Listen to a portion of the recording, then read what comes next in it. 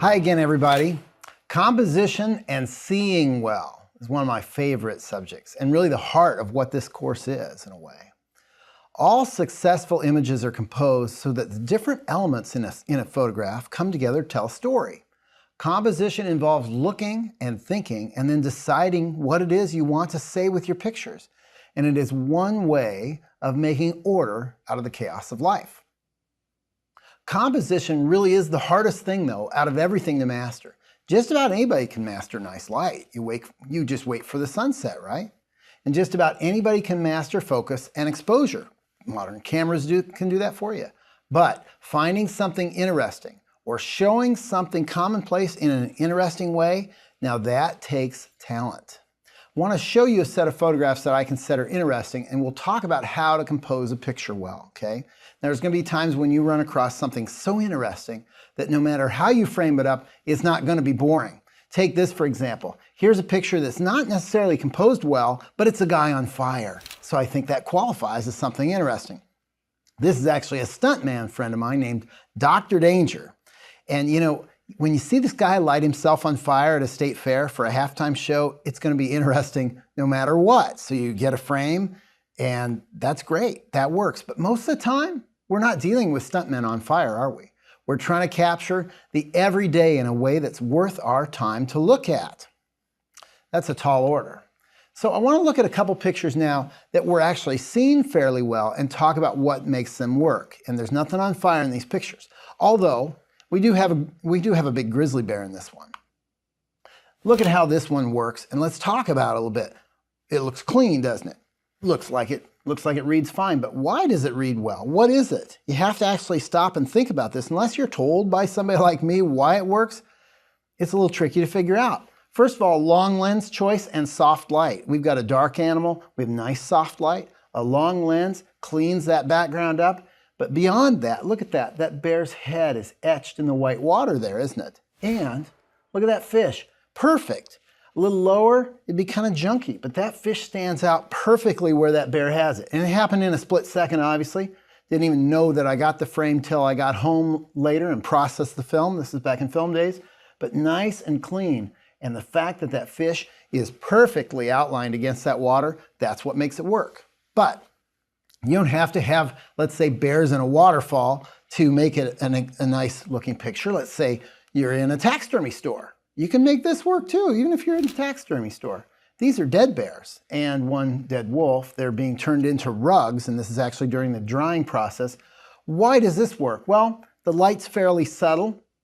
We've got leading lines going in there. We've got rule of thirds kind of here and there and the other. Beyond all these different compositional techniques, though, what do we have? We've got a bunch of bears that look like they're singing in a chorus, and that's kind of interesting. Okay, let's say that we're not at a taxidermy store in Alaska. Can we make a good frame closer to home? I can. This is just guys out hunting Canada geese, but they have to be sitting in giant magnum-sized goose decoys. That's interesting. That will work too. And look at this. We've got off-center composition. We've got beautiful light, very early in the day, sunrise, little things sticking in, bit of depth of field going back to this other guy. Not much depth of field, but enough to see that we have another hunter sitting back there. And that works because it's interesting. It didn't work for them too well because I was outside the blinds, and I don't think they got a goose that morning, but it made good pictures. It made National Geographic, and they got geese later that night. But what does it take to make a good picture? Something interesting, really, truly. That's where it starts. So good pictures can come from anywhere? Yeah. And even if it's a miserable situation, in fact, I don't get disgusted with things anymore. I just see everything bad that happens to me as good material, believe it or not. We can look at something like this. This was in the Amazon many years ago in South America, and this was dinner, and they'd prepared this big feast for me of fish and puppies to eat. I'm just kidding about the dogs. They were just sleeping, but I digress. You know, it's nice soft light, and we have things holding the corners of the frames together very well. Something interesting, a little bit of action. Now, it's a pretty miserable situation for me because I'd never really been out of the country much before. This was many years ago. And look, that's dinner. That was a big feast down there. So It's kind of a miserable situation, but it makes pictures, and that's what I'm there for, making pictures. So good pictures, generally speaking, are well framed, right? Whether using an advanced SLR or a point-and-shoot camera, shooting with film or digitally, framing with the viewfinder is the first step and the most critical in my opinion. Let's compare and analyze some other pictures that you'll see now in terms of their composition, okay? I've done a whole little sequence here of my sun blowing bubbles on a summer day.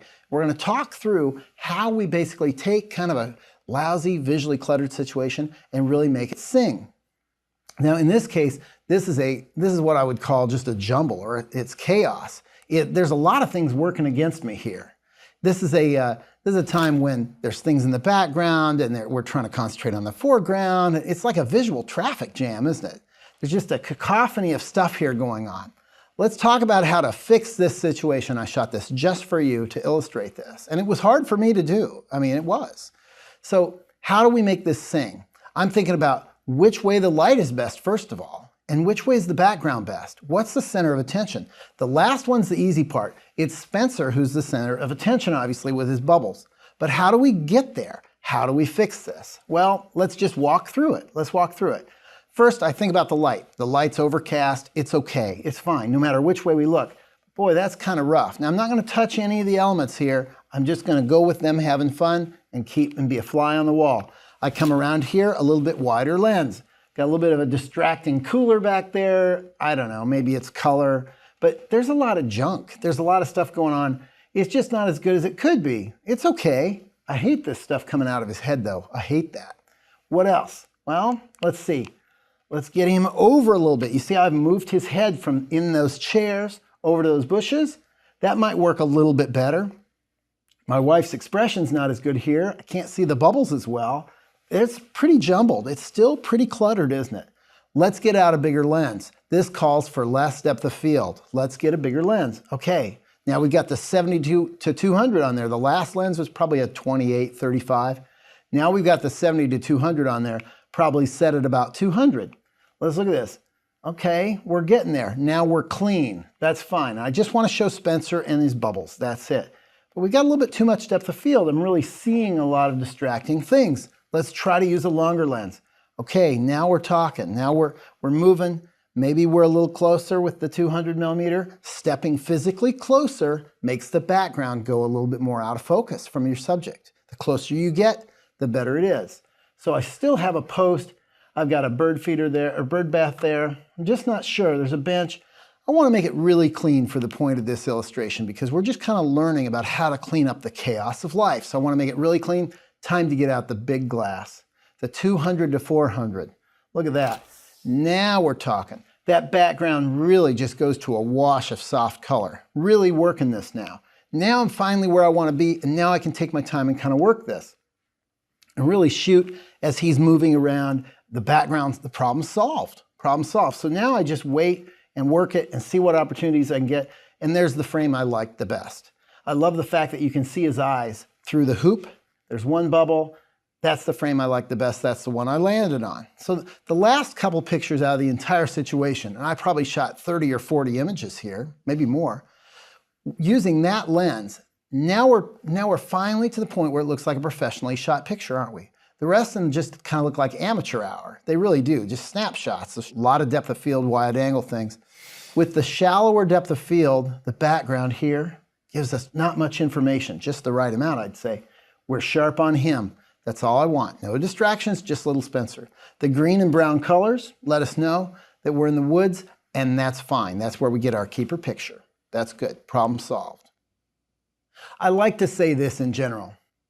If it's in your picture, it's either working for you or against you. If you have distracting elements in your photograph, figure out how to get rid of them if you don't want them in there. Move your subject if possible. Change your angle. Change your perspective. Get high, get low. Move around, or in this case, I just used a different lens and shot towards the woods to blur out that background. Get closer to the subject. That'll blur out your background a little bit more. Okay, that's what we had to do with Spencer. That was my only option here because I couldn't figure out how to get rid of all that clutter in the driveway without using a long lens and blurring the background. I wanted to use the trees and the branches as kind of my soft palette of green back there. Just remember, every portion of your image counts, and every element must be there for a reason. Truly, don't have things in your picture because you're too lazy or couldn't figure out your way around it. If something's in your picture, it's there for a reason, because you figured out that's what you want, not because you couldn't figure out your way how to solve the visual problem. It's really that simple. You have to spend some time with this, but it gets easier as you go, trust me. So how about another example? Another one we can try with your own favorite subject. In this case, it's my kids. I took my kids to the grocery store one night, and out in the parking lot, I tried to shoot a situation kind of lousy for you guys and then tried to work towards a good conclusion. They were not very happy about this. It seemed I deceived them. I told them we were going to the store for ice cream. I didn't tell them they'd have to earn it by posing for me. It was hot and way too sunny. They wanted to stay in the shade of the car. There they are, looking real happy, and off we go. So how did we do this? Well, went to the gas pump to fill up the car, got them out while we're filling up. Look at this. What do you think? Is that a successful picture, do you think? I don't think so. Big distractions everywhere. And besides, look at this. They're squinting into the sun. They're having a terrible time. Look at that. Could that picture be any worse? Big white post, a lighting post coming out of Ellen's head, a big white truck. I don't see how it could get any worse. This was a very tough situation. But on we pressed, on we pressed.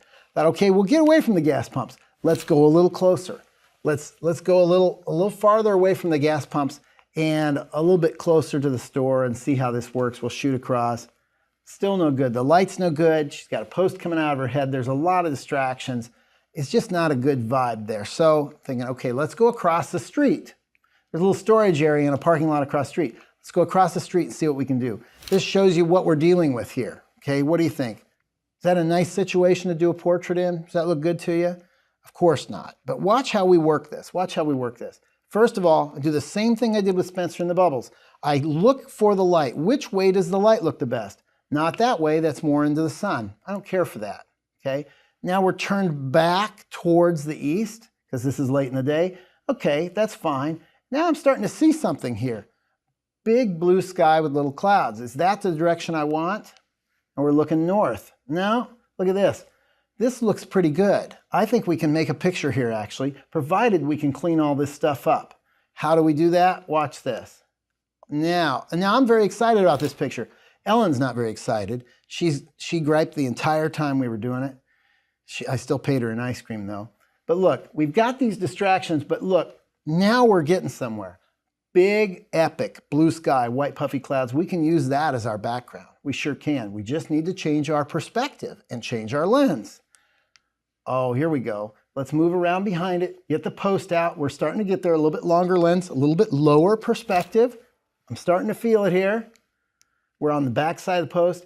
Now we've got our background worked out. That's not quite the pose we want, maybe something happy. But look at how we took a really tough situation and worked it into something that actually works. They got their ice cream. That's sweet, okay? So you see how we can make something good out of just about any situation? Yeah, what'd it take? Well, it just took thinking about it. That's it. We had to move around. That's what you have to do. When you're framing things, you have to think about what's inside that viewfinder, what you keep in the viewfinder, what you get rid of. You need to think about this. You need to think about the lighting. You need to think about your lenses, aperture, shutter speed, everything we've talked about so far. The bottom line is experiment. Look at how much I experimented on that to get to the right frame. I worked it. I thought about it a ton. It didn't just happen. We worked that, I don't know, 10, 15 minutes or so, but we got to a nice point there. We got to a nice payoff picture. It doesn't always work out, but a lot of times it does. A lot of times it does. You have to put some thought into it though, don't you? Now, I want to talk about rule of thirds. This is a little secret about framing that I've known for a long time. And this is the way that I and a lot of other professionals shoot. We shoot with rule of thirds to really improve our composition dramatically, and you can too. Rule of thirds, it's a photographic standard that's been around for a long time. The masters used to paint this way in the Renaissance period. It's very easy to remember and apply. So imagine a tic-tac-toe board dividing an image into thirds, vertically and horizontally. Easy enough. Tic-tac-toe grid on your picture, okay? The 4 points where those lines intersect are your power points. See the points right there. Top right, top left, bottom right, bottom left. These are your power points, okay? So let's look at an example. This is Kathy and Ellen, my wife and daughter, lying on the floor of her bedroom, one of the only clean spots we have, a nice clean background. This image is fairly tightly framed, and it shows the two of them almost dead center. And it's a nice little moment. Nothing wrong with it. Nothing wrong. It's fine. The light's nice and soft, the background's clean, and there's a connection there. It's a very nice little picture. But let's try this. Look at what happens when we loosen up, or loosen up the framing. Look at this. Much better, much more interesting. First, we have more context now, don't we? By broadening the image, we show the toys on the floor. We know that we're probably in a kid's room or a play area, and that they're taking a break. I've also changed their position in the rule of thirds grid. I've moved them to the right. I've just shifted my camera left. Changing your subject position in the grid can change the mood of an image. A little bit more tension there, right? Look at this. I love the fact that we're playing off these two, and here up there as well. So here's the same image with the grid laid over it. Kathy and Ellen's faces are smack on the PowerPoint, right there, right there. And this doll isn't far from it either, or this, right? So the upper right-hand corner of the frame, that's really working well. Their hands are close together to this lower PowerPoint, below that. So it makes it for an aesthetically strong composition. It works, it works. After a while, you're going to figure this out intuitively, believe it or not. You're going to know how to create what I call dynamic tension in a photo. You're going to know that while centering your subjects is okay, sometimes putting them off to the side is even better. You're going to know this, and you're going to get a feel for it, and you're not going to have to think about that grid. It's just going to come naturally to you because you're going to do it. You're going to get better through practice. It's a function of running enough pictures through your camera. That's it. It's a matter of doing this a lot. And I don't expect people to take a marker and put a grid on the back of their camera. But I do expect you to think about getting the subjects off center once in a while, that it is an option for you. You don't have to center everything. And about putting things in the corners of your pictures. I like to apply this rule of thirds. It's important, but it's more important to pay people off visually. Remember, if it's in your picture, it's because you want it. You want it. I really call that picture a picture that you can walk around in a little bit. With Ellen and Kathy laying there, you look at the doll, the clutter in the top left. Everything's working here. Everything is. You can look at the other doll's feet. You can look at the interaction between Kathy and Ellen, the way they're holding hands, the way Kathy's hair is splayed out on the carpet. It all works. It's a nice picture. It's clean. It's something interesting. The light is good. And the composition's fairly strong. And guess what, folks? This was not shot in Timbuktu or in some stream with salmon and bears. This was shot in my daughter's bedroom. You can do this too. It is that easy. And a key thing here, remember, is our perspective. By getting up on a chair and looking down, I'm taking a bird's eye view, aren't I? In a terribly cluttered house, my house.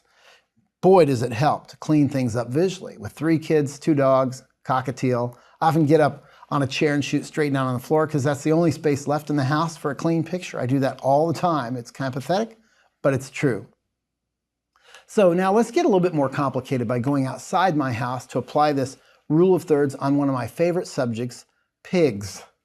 Look at how the rule of thirds works in these examples. First, pigs in the mud.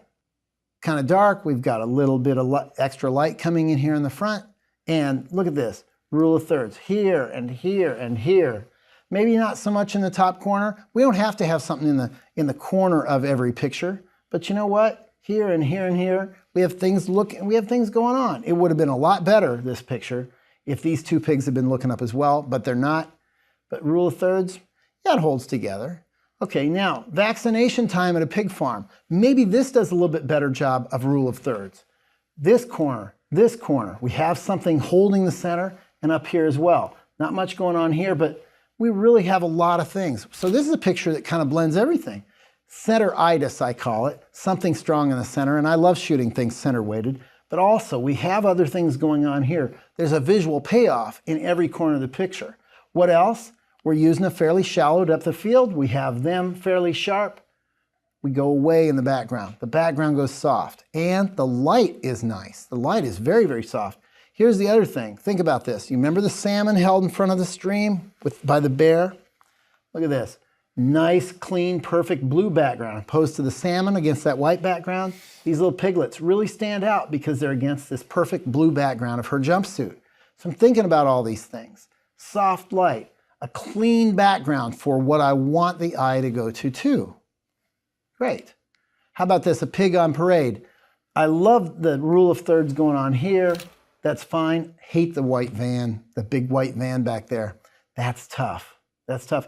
What can you do about it? That's the best moment for the pig when he didn't want to go just for a split second. The girl's laughing. This is the moment. That's it. This was the moment out of the whole parade there.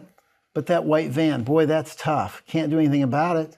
Wish that I could see more of that house. It's a matter of shooting a lot of pictures. I've never shot a perfect picture yet. This one is far from it, but it's cute and it does have rule of thirds going on it. Finally, another rule of thirds. My kids looking just like pigs through a screen door. Look, more up here, rule of thirds, rule of thirds. It's soft light, it's got off-center composition, and it's fairly interesting. My kids don't look like that anymore. They're a little older now, so I have this nice little memory of them being goofy. And so that's fine. Screen doors are a nice technique, by the way. That's good. That'll work. That'll work. Obviously, then, it doesn't have to be too exotic to make an interesting picture too, does it? No, it doesn't. Now, one thing you haven't seen me do much yet is frame things vertically. I tend to stay away from verticals, and I get razzed about that a little bit by folks at Geographic and elsewhere. But vertical framing, this is another way you can really switch up the composition of your pictures, and it is a legitimate way to frame things up. I don't shoot a ton of verticals because I've always thought, well, that's not how we see. Our eyes are side by side on our heads for a reason. I figure, if we were meant to shoot vertical, wouldn't our eyes be vertical on our heads? In some situation, truly though, all kidding aside, vertical composition is very appropriate and can create a very dynamic image. So we should talk about that. We should take a look at it a little bit. Look at these pictures of a giraffe, for example. I shot them in South Africa not too long ago. He's got a couple little oxpecker birds on his neck looking for ticks. It's fine, it's okay. It's a horizontal on a giraffe. That's unusual, right? It doesn't really emphasize, though, the way these creatures are made. They're almost made in an alien way. These verticals, another horizontal, these verticals really show that. They really show how the giraffe has almost an elevator-natured neck, doesn't it? It's almost like an organic elevator, the way that it is, the heads move so far above the head and shoulders. Giraffes are built that way, obviously, for a reason. They can outgraze everything else. Because they're the tallest, they can get leaves that other animals can't get when it's really a tough time to get food. It's a very ingenious way of allowing that species to survive. And it's also a very easy way for me to show you why verticals are sometimes very appropriate. Look at this. Maybe that's the most interesting thing. Maybe that is. I'm not even showing the head. It's just a study. And it's totally appropriate to shoot this vertically. Totally is. Moving on, this is another picture that actually shows why you need to think vertically. I need to think vertically more often, by the way. I actually hurt myself by not thinking about vertical as a possibility. I really do. As I've gone through my career, I've noticed that. Vertical, vertical, vertical. Little baby Spencer in the window of a hotel in a big city. This thing's begging to be vertical. Vertical lines under his feet. He's standing vertically. Vertical lines behind him, right? Everything about this scene is vertical. Even the stripes on the cushion, everything points up and down. For me to shoot vertically, it just has to about hit me over the head like a plank for me to be able to get that. It has to be that blatant. But I do it. And there's a payoff for it. Now here's one that's much easier to see why it should be vertical.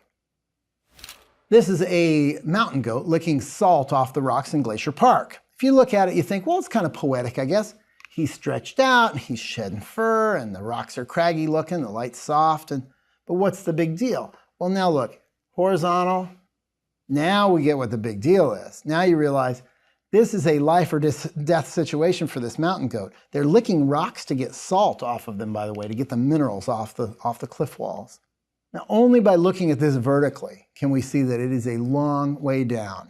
And this adds interest and tension to the frame. The whole surprise about this picture is the vertical nature of it. The fact that this animal dies if it slips and falls. That's the whole point. So it does not cut it as a horizontal. Sometimes you absolutely must go vertical. You absolutely have to. Generally, the way I work is to only shoot vertical if it makes the composition or storytelling stronger. You must really add something to the final product.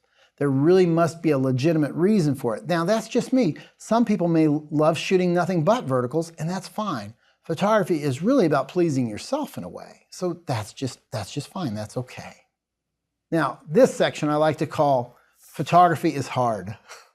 In order to improve your photographs, you need to evaluate them honestly and critically. What does that mean? You need to start judging every aspect and element of your images to determine what's working and what's not. You need to be your own toughest critic to improve. I'm not kidding. You can never be satisfied. You have to be brutally harsh on yourself. No one is ever going to care more about your photographs than you do. It is essential that you learn this. You have to be harsh on yourself. You have to be critical. I promise. This is really worth remembering. You know, the people who can't see that their work is lacking will never get any better. Nothing changes human beings faster than being a little uncomfortable. If you want your photography to improve, then get uncomfortable with the level you're at now. If you make yourself uncomfortable enough mentally, you're going to want to move to comfort, and that's going to force yourself to do a better job. It is that simple. Now here's another secret from behind the scenes at National Geographic, and this might help you if you think you aren't getting good pictures. Less than 1/10% of what I shoot makes it into a published story. I mention this because it's easy to get bummed out when you're reviewing your photos. None of them are going to look better, or good enough to you at least. You wouldn't believe the garbage that I've shot over the years, or that I still shoot. On assignment for the Geographic, I shoot junk daily, and my editors could tell you. They could verify that. Do I let it beat me down? Sometimes I get a little discouraged, but I pop right back up. I have to. My job's on the line. I'm only as good as my last story. If I didn't do my job well, somebody else would. There's a line around the block to work for National Geographic. So what do? I pull myself back up again and I start shooting again. Besides, I know, and you should too, that every bad image you look at and evaluate will improve your work if you're honest about your evaluation. If you shoot 100 pictures and come out with one that's outstanding, you should celebrate that as a success. I, as a National Geographic photographer, may only get 1 out of 1,000 that I'm pleased with. 1 out of 1,000 or even less. Man. So here's your assignment for this lecture. I want you to pick a subject, a person, a pet, a doll, whatever, and try to make 3 very different photos of the same subject during the same photo session. I want you to take it and frame it with a small portion of the subject or show it very small in a grand scene. I want you to do whatever it takes to make 3 visually separate images of the same thing. Consider carefully what you want in the frame and what might be better outside the frame for any reason. Okay? More interesting, more surprising, the better. I did the assignment just recently to keep things interesting. I used the most common everyday thing I could think of to do this. Money. Money. So I thought, money, that'd be a good one to illustrate this for you guys. What about money? Well, I thought, let's just do paper money, okay? Now keep in mind here the rule of thirds in PowerPoint as you're going through, but I wanted to do money. What about money? Well, I went to the bank, I got some fresh $100 bills, put them in the grass. Okay, it's soft light. We got rule of thirds going on here. It's kind of interesting. It uses a very wide angle lens. There's some leaves to add accents. It's just kind of a nice little soft picture. I don't know, it works. Oh, here's a second way. Remember the assignment, do 3 different pictures of something, okay? That's fairly common. What else? Tight shots. I did $1 bills as well. That's kind of interesting how they did the drawings and how they do the engraving. That's kind of good. That's all right. Okay, now what? Now let's take them for that 3rd shot and really go for something here. Wow, okay. Maybe it would be better if the money was falling. Yeah, maybe it would be better if there was a big pile of $100 bills falling from the sky. So I worked this and worked this to try to get it right. Look at this. That's the shot I ended up with. That's okay. That's good. It only took 1.5 hours. I mean, over and over and over again. Look at what I did with this, right? What PowerPoints will you put in your pictures? Are you thinking about rule of thirds? Are you thinking about that grid? Move around. Build your picture from the background forward. No telephone pole sticking out of people's heads. Examine your entire photograph and make sure the context for your subject is right. Okay? Like I did. I worked it and worked it and worked it. By the way, check this out.